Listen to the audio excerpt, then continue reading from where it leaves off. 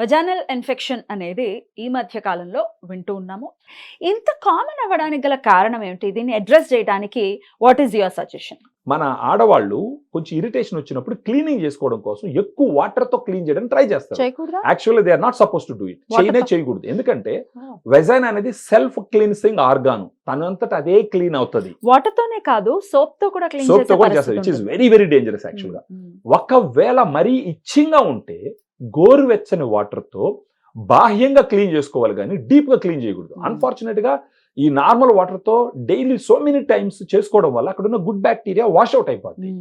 అప్పుడు అక్కడ vaginal pH వచ్చి మెయింటైన్ చేసే ఛాన్స్ ఉండదు. అప్పుడు బ్యాడ్ బ్యాక్టీరియా తనంత తను గ్రో అవుతుంది. అప్పుడు అది ఇన్ఫెక్షన్స్, ఇన్ఫ్లమేషన్ అన్ని కాజ్ చేస్తుంది. ఇలాంటి సమయంలో ఏం చేస్తారంటే బేసిక్ గానే ఆడవాళ్ళు కూడా డాక్టర్ సలహా లేకుంటే నేరుగా పోయేసి anti fungals, anti bacterials, vaginal washes ఇవన్నీ తీసుకొని విరివిగా వాడతారు. ఇవన్నీ ఏం చేయగలవు? ఓన్లీ ఆ బ్యాడ్ బ్యాక్టీరియాని కంట్రోల్ చేయగలవు, కానీ అక్కడ ఉన్నటువంటి గుడ్ ఎన్విరాన్మెంట్ ని క్రియేట్ చేయలేవు.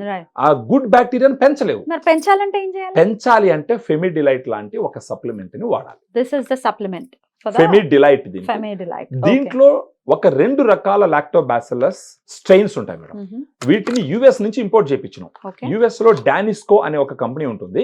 దానికి 100 years హిస్టరీ ఉంది ప్రోబయాటిక్స్ తయారు చేయడం, గుడ్ బ్యాక్టీరియా తయారు చేయడంలో. అక్కడి నుంచి ఈ స్ట్రెయిన్స్ ఇంపోర్ట్ చేయించి ఇక్కడ మనం క్యాప్సూల్స్ లో మ్యానుఫ్యాక్చర్ చేయించినాం. సో అక్కడి నుంచి ఎందుకు తెప్పించాల్సి వచ్చిందంటే వాళ్ళు వీటిని ఎప్పటి నుంచో డెవలప్ చేసి ఇవి బాగా పనిచేస్తాయని క్లినికల్ ట్రయల్స్ లో ప్రూవ్ చేసి నందువల్ల మనం అక్కడి నుంచి తెప్పిస్తున్నాం. మీరు చూసినారంటే ఇదే 2 strains ఇంటర్నేషనల్ గా చాలా కంట్రీస్ లో అవైలబిలిటీ ఉంది. ఆ పేరు ఏంటంటే హవారు ఫెమినైన్. హవారు ఫెమినైన్ అనేది ఇంటర్నేషనల్ బ్రాండ్ నేమ్. అది ఇండియాలో వచ్చేసి ఫెమిడిలైట్. సో దీన్ని రోజుకు ఒక క్యాప్సూల్ మార్నింగ్ గానీ ఆఫ్టర్నూన్ గానీ భోజనం తర్వాత తీసుకుంటూ ఉంటే 1 నెల రోజుల పాటు వాడినారంటే వాళ్ళకి ఈ ఇచ్చింగ్ కానీ, burning sensation, white discharge, foul smell ఇవన్నీ తగ్గుతూ వస్తాయి.